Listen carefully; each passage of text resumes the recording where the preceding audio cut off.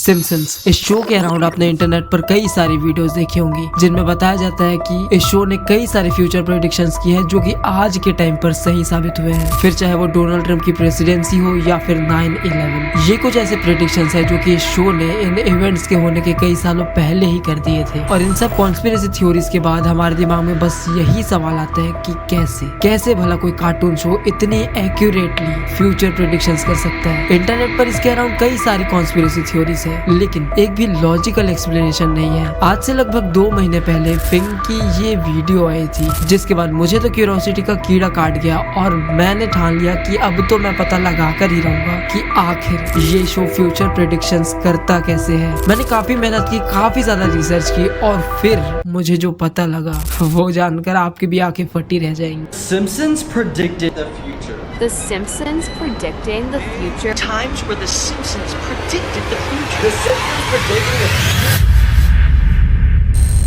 Okay, तो internet पर अगर आपको किसी भी इंफॉर्मेशन का सच जानना है तो आप क्या करोगे?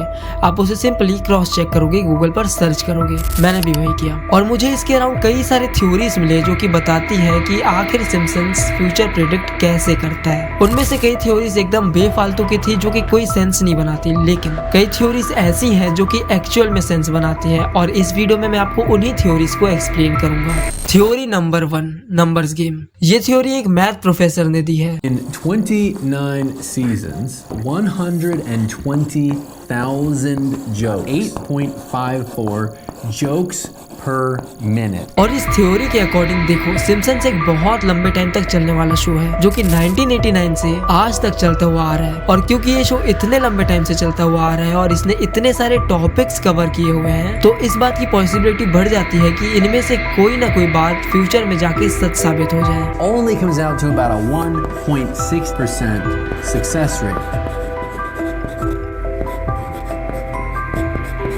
The chalk's too big. यानी कि तुक्का लग जाए या कह लो कि लक। लेकिन एक मिनट, क्या बकवास है। इसका मतलब तो ये हुआ कि अगर कोई और भी शो इतने लंबे टाइम से चलता हुआ आ रहा है तो उसने भी फ्यूचर प्रेडिक्ट किया होगा, है ना? तो हाँ, इस थ्योरी में स्टार ट्रेक नाम के एक शो का एग्जांपल दिया जाता है जो कि सिम्पसन जितना ही लंबा चलने वाला शो है। और इस शो ने भी काफी सारे प्रेडिक्शंस दिए हुए हैं जो कि सही साबित हुए हैं, जैसे कि moon landing, video call, flat screen. तो इस थ्योरी के अकॉर्डिंग सिम्पसन्स में कोई भी खास बात नहीं है, ये बस लक का कमाल है कि इसकी 1-2 बातें सच हो गई हैं, बस, और कुछ भी नहीं। तो बस फिर सुलझ गए सिम्पसन्स की गुत्थी। अब आपको पता चल गया ना कि सिम्पसन्स आके फ्यूचर प्रेडिक्ट करता कैसे है। तो बस मिलते हैं नेक्स्ट वीडियो में, तब तक के लिए take care, good bye.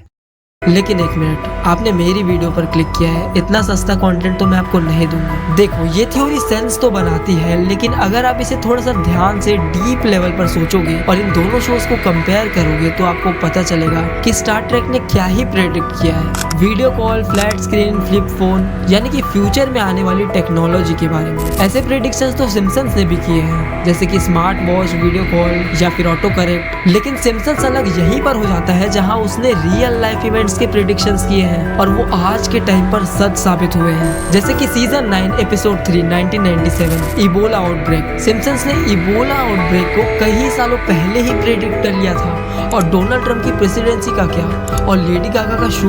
Internet के अकॉर्डिंग इस शो ने आज तक 43 प्रेडिक्शंस किए हैं जो कि आज के टाइम पर सही साबित हुए हैं। और उनमें से सबसे शॉकिंग और एक्यूरेट जिसे माना जाता है वो है द हिग्स बोसॉन। साल 2012 में सन के साइंटिस्ट ने एक बहुत बड़ी डिस्कवरी की थी, द गॉड पार्टिकल की। जिन लोगों को नहीं पता उन्हें थोड़ा सा एक्सप्लेन कर देता हूँ। तो हम सबको पढ़ाया गया है कि ये जो हम अपने आसपास जो भी चीजें देखते हैं ये सब इलेक्ट्रॉन्स, न्यूट्रॉन्स और प्रोटॉन्स मिलकर बनाते हैं। तो 1964 में एक थ्योरी दी गई थी जिसमें बताया गया था कि एटम्स में इलेक्ट्रॉन्स, प्रोटॉन्स और न्यूट्रॉन्स के अलावा भी कुछ ऐसा होता है जिससे एटम को मास मिलता है और इसका नाम हिग्स बोसॉन रखा गया था। और 1964 से ही साइंटिस्ट लगे हुए थे एक इक्वेशन निकालने को जिसे हिग्स बोसॉन का मास ढूंढा जा सके। एंड फाइनली साइंटिस्ट ने 2012 में पार्टिकल एक्सीलरेटर की मदद से वो इक्वेशन निकाल ही लिया जिससे हिग्स बोसॉन की वैल्यू निकाली जा सके। लेकिन क्या आपको पता है कि सिम्पसन्स ने इस इक्वेशन को 15 साल पहले ही एक एपिसोड में प्रेडिक्ट कर लिया था। और ये इक्वेशन इतनी परफेक्टली कैलकुलेट किया गया था कि ये बस इतना दूर था इसकी डिस्कवरी से। व्हाट, कैसे ये चीज पॉसिबल है भला?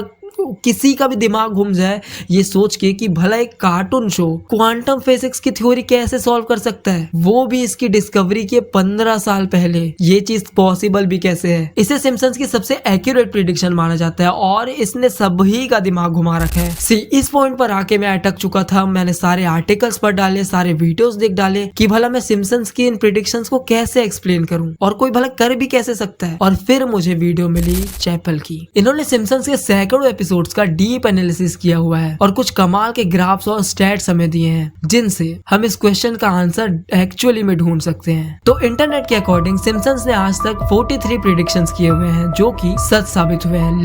लेकिन अगर हम इसे चैपल के रिसर्च के पर्सपेक्टिव से देखें तो उनमें से 13 प्रेडिक्शंस ऐसे हैं जो कि सिर्फ एक इत्तेफाक है और बाकी के 30 प्रेडिक्शंस ऐसे हैं जो कि सच में क्वेश्चनेबल हैं। फॉर एग्जांपल एक एपिसोड में दिखाया जाता है कि बार्ट नाम का एक कैरेक्टर एक मैगजीन को देख रहा होता है और उस मैगजीन पर $9 का साइन बना होता है और अगर आप इसे ध्यान से देखोगे तो आपको इसमें पीछे ट्विन टावर नजर आएगा और साथ में अगर आप इसे देखोगे तो ये बिल्कुल ऐसा लगता है जैसे कि ये 9/11 की तरफ इशारा कर रहा हो। और ये एपिसोड 9/11 के 5 साल पहले आया था और इसीलिए ये कॉन्स्पिरेसी थ्योरी बनाई जाती है कि सिम्पसन्स ने 5 साल पहले ही 9/11 को प्रेडिक्ट कर लिया था। तो ये कोई प्रेडिक्शन नहीं था बल्कि सिर्फ एक इत्तेफाक था, लक था और कुछ भी नहीं। और ऐसे 12 और प्रेडिक्शंस है जो कि सिर्फ एक इत्तेफाक है, कोइंसिडेंस है। और इन 13 प्रेडिक्शंस को जो मैंने वीडियो के शुरू में थ्योरी बताई थी वो एक्सप्लेन करती रहती है। बट द क्वेश्चन इज बाकी के 30 प्रेडिक्शंस का क्या है? ये कोई लक या कोइंसिडेंस नहीं हो सकता। जैसे कि ये वाला एपिसोड जिसमें रियल इक्वेशन को डाला गया था। राइटर्स चाहते तो कोई भी इक्वेशन डाल सकते थे, रैंडम नंबर डाल सकते थे, लेकिन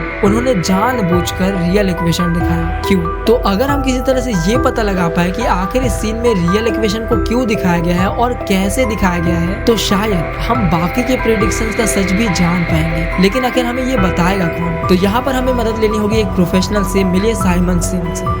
My name's Simon Singh. I live in London and I suppose for 15-20 years I've been writing books about mathematics and physics. इनका नाम है साइमन सिंह और ये एक पार्टिकल फिजिसिस्ट हैं। इन्होंने फिजिक्स और मैथमेटिक्स के अराउंड कई सारी बुक्स लिखी हैं और इन्होंने सन के लिए भी काम किया हुआ है और तो इन्होंने सिम्पसन्स के ऊपर भी एक किताब लिखी है। चलिए देखते हैं कि इनका क्या कहना है सिम्पसन्स के प्रेडिक्शंस के ऊपर। We have such a long running show that covers so many different topics.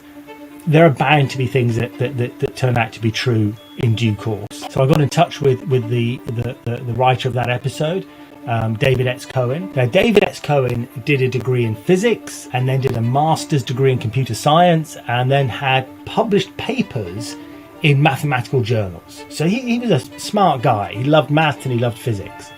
And so he wanted to create this equation and put it on the board. So he rang up his friend David Sheminovich, who was a professor at Columbia. They'd been at high school together. He said to David Sheminovich, could you concoct an equation that would somehow give the right result? Okay, तो असल में ये बात है। इस scene का जो writer था वो एक रियल मैथमेटिशियन था और उसे बस ये एक चुल थी, कीड़ा था इस सीन में रियल इक्वेशन डालने की। लेकिन फिर घूम फिर कर बात यहीं पर आ जाती है कि आखिर ये इक्वेशन इतना सही कैसे है। तो सुनो, असल में सिम्पसन्स ने ये जो इक्वेशन दिखाया था ये इक्वेशन गलत है। देखने में तो हमें ये नंबर बहुत ही कम लगता है लेकिन पार्टिकल लेवल पर अगर हम इसे देखेंगे तो ये एक बहुत बड़ा एरर है। तो इसका मतलब तो ये हुआ कि सिम्पसन्स ने कभी भी हिग्स बोसॉन को प्रेडिक्ट किया ही नहीं था। ये बोर्ड वाला सीन बस एक जोक था जो कि रियल लाइफ से कनेक्टेड होकर भी रियल लाइफ से कनेक्टेड नहीं है। और ये एक पैटर्न है अगर आप सिम्पसन्स के प्रेडिक्शंस को देखोगे तो आपको ये सेम पैटर्न नजर आएगा। फॉर एग्जांपल सालों पहले एक इंटरव्यू में ट्रम्प ने प्रेसिडेंट बनने से मना कर दिया था। Sounds like political presidential talk to me. I know people have talked to you about whether or not you want to run. I do get tired of seeing what's happening with this country, and if it got so bad, I would never want to rule it out totally. जिसके बाद ही Simpson's ने ये वाला episode बनाया था जिसमें Trump ही president बन जाता है। तो ये जो एपिसोड था ये असल में इस इंटरव्यू से इंस्पायर्ड था और ये एक पैटर्न है जो कि आपको सिम्पसन्स की हर एक प्रेडिक्शन में देखने को मिलेगा। इसे और अच्छे से समझने के लिए चलो हम एक ग्राफ देखते हैं। ये ग्राफ भी हमें चैपल ने निकाल कर दिए हैं तो इसके लिए उनको स्पेशल थैंक्स। ये ग्राफ दिखने में तो बहुत ही मेसी है लेकिन मैं आपको एकदम आसान तरीके से समझाता हूँ। आप ये जो जितने भी बार्स देख रहे हो ये सारे सिम्पसन्स के सीजन्स हैं, और ये जो रेड डॉट्स आप देख रहे हो ये सब सिम्पसन्स के प्रेडिक्शंस हैं जो कि आज के टाइम पर सच साबित हुए हैं। अब आप ये जो ब्लैक लाइंस देख रहे हो ये शो के राइटर्स हैं। किसी ने सिर्फ एक ही सीजन लिखा है और किसी ने कई सारे सीजन्स लिखे हैं। और यहाँ पर थोड़ा सा ध्यान देना, इस शो में सबसे ज्यादा प्रेडिक्शंस तब हुए हैं ये राइटर्स इस शो को लिख रहे थे। तो क्या लगता है आपको ये जो राइटर्स थे यही फ्यूचर प्रेडिक्ट कर रहे थे अभी तक, और ये फ्यूचर से आए हुए हैं जो कि इस शो के माध्यम से हमें बताते रहते हैं कि फ्यूचर में क्या होने वाला है। Jokes and probably philosophy and perhaps math is that once you're done with them, they seem like they were obvious all along. देखो ये जो शो है ये बाकी के शो से बहुत ही ज्यादा अलग है, क्योंकि ये शो रियल वर्ल्ड से जुड़ा हुआ है और ये रियलिटी का मजाक उड़ाता है। इसलिए इस शो के जो भी राइटर्स हैं वो हाईली एजुकेटेड है और टैलेंटेड है, ताकि जो भी इस शो में प्लॉट्स दिखाए जाए, जो भी जोक्स मारे जाए वो 100% लॉजिकल हो, जिससे लोगों का इस शो में और भी ज्यादा इंटरेस्ट बढ़े। लेकिन ये कहना कि इन्होंने फ्यूचर प्रेडिक्शंस किए हैं ये एकदम ही फालतू की बात है, क्योंकि देखो फ्यूचर प्रेडिक्शंस होते क्या है। अगर कोई कहे कि इस डेट पर ये चीज होने वाली है और वो घटना उस तारीख पर हो जाती है तो फिर इसे हम फ्यूचर प्रेडिक्शन कह सकते हैं। लेकिन अगर कोई इंसान कल को उठकर कोई हवा में बात बोलता है जो कि 2-3 साल बाद सच साबित हो जाती है तो इसे आप फ्यूचर प्रेडिक्शन तो नहीं कहोगे, ये तो बस एक इत्तेफाक हुआ है ना। असल में शो ने आज तक 1.5 लाख से भी ज्यादा जोक्स मारे हैं और उनमें से कितनी सच है, सिर्फ 43। अब इसे कोई इंसिडेंस नहीं बोलेंगे तो क्या बोलेंगे मुझे नहीं पता। सिम्पसन्स के अराउंड बस ये कॉन्स्पिरेसी थ्योरी है जो कि कंटेंट क्रिएटर्स के द्वारा फैलाई जाती है। कई कंटेंट क्रिएटर्स तो इसे इतना बढ़ा चढ़ाकर बताते हैं जो कि सच भी नहीं होता, और बाकी का काम तो इंटरनेट कर देता है ऐसे फोटोशॉप इमेजेस को फैलाकर। एक चीज आप समझ लो, आप जो भी इंटरनेट पर देखते हो वो सच हो ये जरूरी नहीं है, और इन जैसे क्रिएटर्स पर अंधा विश्वास मत किया करो। तो बना सकता है और फैक्ट्स को चेरी पिकिंग करके आपको मैनिपुलेट कर सकता है। तो आपको खुद भी एक चीज समझना होगा और खुद की रिसर्च करो, खुद एक बार क्रॉस चेक कर लो कि जो भी इन्फॉर्मेशन आपको दी जा रही है क्या वो सच में सच है। और जाते जाते मैं चैपल और डिस्टर्ब डिटेक्टिव को थैंक यू कहना चाहूंगा, क्योंकि उन्हीं की वीडियो से मैंने इंस्पायर होकर ये वीडियो बनाई है। आई होप आपको इस वीडियो से इसका एक लॉजिकल एक्सप्लेनेशन मिला हो। तो अगर आपको ये वीडियो अच्छी लगी हो तो वीडियो को लाइक करके चैनल को सब्सक्राइब जरूर से करना, और मिलते हैं नेक्स्ट वीडियो में।